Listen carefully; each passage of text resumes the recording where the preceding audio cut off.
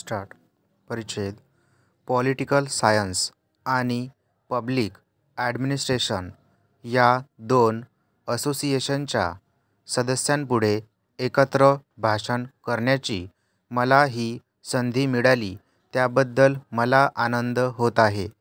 राज्यशास्त्र व प्रशासन या दोन्हीचा एकमेकांशी फार निकटचा संबंध आहे. राज्यशास्त्राचा मी विद्यार्थी होतो व अद्यापही आहे आणि प्रशासनाचा मी कधी अभ्यास केला नसला तरी गेल्या काही वर्षापासून प्रत्यक्ष प्रशासनाच्या क्षेत्रात मी काम करीत आहे. लोकशाहीतील प्रशासनासंबंधी जेव्हा आपण बोलतो त्यावेळी त्यासंबंधीच्या आपल्या कल्पना स्पष्ट असणे जरुरीचे आहे असे मला वाटते. लोकशाहीची कल्पना हीच मुळी बदलत जाणारी कल्पना असून तशी ती असणे अगदी स्वाभाविक आहे. लोकशाही हा शब्द शेकडो वर्षांपूर्वी ज्या मानवाने प्रथम उच्चारला त्याने कोणत्या अर्थाने तो उच्चारला असेल हे नक्की सांगता येणे आज अशक्यच आहे. परंतु लोकांशी ज्याचा प्रत्यही संबंध येतो व जे जनमनाचे प्रतिनिधित्व करते असे शासनाचे तंत्र म्हणजे लोकशाही. अशी लोकशाहीसंबंधी एक कल्पना पूर्वी सर्वत्र प्रचलित होती. तथापि इतिहासाच्या ओघात लोकांच्या विचारात परिवर्तन झाले, त्यांच्या सभोवतीची परिस्थिती बदलली, त्यांच्यापुढील प्रश्न बदलले आणि त्यांच्यातील संबंधात देखील बदल घडून आला. त्यामुळे त्यांच्या राजकीय कल्पनात उत्क्रांती होऊन लोकशाहीबद्दलच्या त्यांच्या कल्पना साहजिकपणे बदलत गेल्या. आपण जेव्हा एखाद्या सामाजिक शास्त्राचा विचार करू लागतो तेव्हा आपण बदलत्या जगात राहत आहोत व सामाजिक जीवन परिवर्तनशील आहे हे सत्य आपल्या लक्षात घ्यावे लागते. ह्या परिवर्तनाच्या बरोबरीने त्या सामाजिक शास्त्राने आपली पावले टाकली पाहिजेत हे ओघानेच आले. राज्यशास्त्र हेही एक सामाजिक शास्त्र असल्यामुळे निरनिराळ्या काळी आणि निरनिराळ्या देशात लोकशाहीची कल्पना निरनिराळी असावी यात आश्चर्य नाही. आपल्या देशात आपण ज्या संसदीय लोकशाहीचा स्वीकार केला आहे तीसुद्धा लोकशाहीची एक विशिष्ट पद्धत असून तिचेही स्वरूप पुढे हेच राहील अशी खात्री मी तरी देऊ शकणार नाही.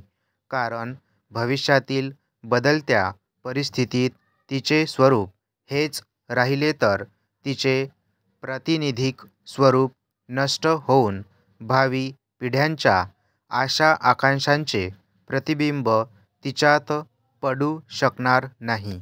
परिच्छेद लोकांचे लोकांसाठी आणि लोकांनी चालविलेले शासन म्हणजे लोकशाही असे लोकशाहीचे वर्णन करण्यात येते.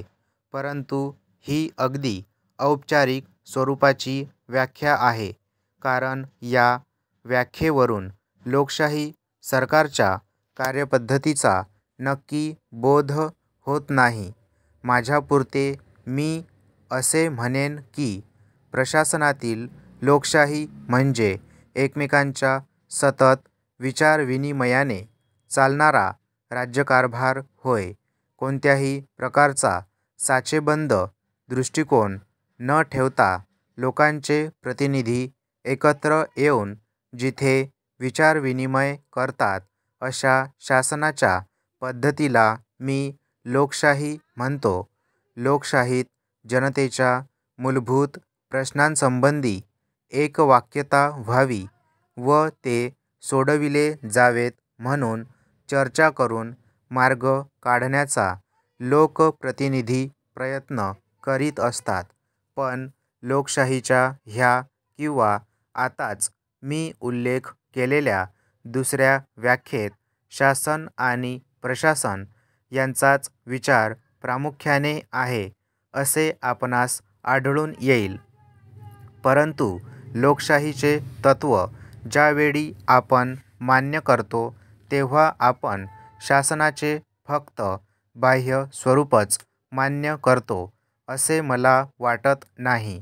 लोकशाहीचा अर्थ शासनाचा केवळ एक प्रकार असा होत असेल तर अशा लोकशाही संबंधी मला बिलकुल आकर्षण वाटणार नाही. परिच्छेद या प्रश्नाचा अधिक खोल विचार करण्यापूर्वी शासन आणि प्रशासन या दोन निराळ्या गोष्टी आहेत हे प्रथम समजून घेणे आवश्यक आहे. एखादी व्यक्ती यशस्वी प्रशासक आहे असे म्हटले जाते तेव्हा शासन म्हणून जी कल्पना आहे ती डोळ्यांपुढे उभी राहत नाही. प्रशासन म्हणजे राज्यकारभार ही शासनाची फक्त एक बाजू आहे. शासनाची दुसरी बाजू राजकीय आहे. राजकीय दृष्ट्या म्हणजे जनतेच्या दृष्टिकोनातून आपण जेव्हा लोकशाही संबंधी बोलतो आणि हुकुमशाहीपासून ती निराळी आहे असे मानतो तेव्हा राज्यकारभाराच्या यशापयशाचे मूल्यमापन एक विशिष्ट कसोटी लावून आपण करत असतो. लोकांचे समाधान कशात आहे हे शोधणे अत्यंत कठीण असते. लोकांना आज ज्यात समाधान आहे त्यात काही दिवसांनी त्यांना समाधान वाटेलच असे नाही.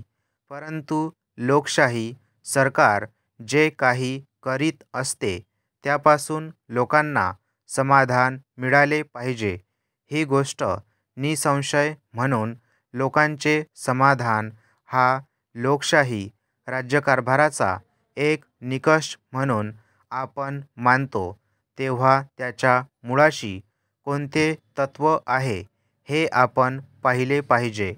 लोकशाही म्हणजे शासनाची केवळ एक पद्धत असे पूर्वी समजले जात असे. परंतु शासनाची अशी पद्धत निर्माण करणे हा राजकीय लोकशाहीचा अंतिम हेतू आहे असे आता कोणी मानीत नाही. केवळ मतदानाचा औपचारिक स्वरूपाचा हक्क सर्वांना मिळणे व आपले प्रतिनिधी लोकसभेत पाठविता येणे म्हणजेच लोकशाही इतका मर्यादित अर्थ लोकशाहीचा असेल तर समाजाच्या दृष्टीने यापेक्षा अधिक हानिकारक अशी दुसरी गोष्ट असू शकणार नाही. केवळ राजकीय लोकशाहीस लोकशाही म्हणता येणार नाही हे आता सर्व तत्त्वज्ञांनी देखील मान्य केले आहे. राजकीय लोकशाहीस सामाजिक आणि आर्थिक लोकशाहीची जोड असणे आवश्यक आहे. तशी जोड ज्यावेळी मिळेल तेव्हाच तिला खऱ्या लोकशाहीचे स्वरूप प्राप्त होईल. सामाजिक व आर्थिक लोकशाही या शब्दप्रयोगात काही वादग्रस्त प्रश्न उद्भवतात हे मी जाणतो. राजकीय हक्कांच्या बाबतीत सर्वांना समान संधी मिळणे हा राजकीय लोकशाहीचा अर्थ असेल तर या राजकीय हक्काबरोबरच सामाजिक व आर्थिक क्षेत्रातही प्रत्येक व्यक्तीला ज्यायोगे समान संधी मिळेल अशी आर्थिक व सामाजिक परिस्थिती निर्माण झाली पाहिजे. लोकशाहीच्या ह्या व्यापक दृष्टिकोनातून भारताच्या राज्यकारभाराकडे आपण पाहिले तर आपणास अभिमान वाटल्याशिवाय राहणार नाही. आणखी एक गोष्ट मी आपल्या निदर्शनास आणू इच्छितो ती म्हणजे लोकशाहीच्या कल्पनेत हा जो बदल झाला आहे त्यामुळे प्रशासनाच्या कल्पनेत देखील बदल होणे अपरिहार्य आहे.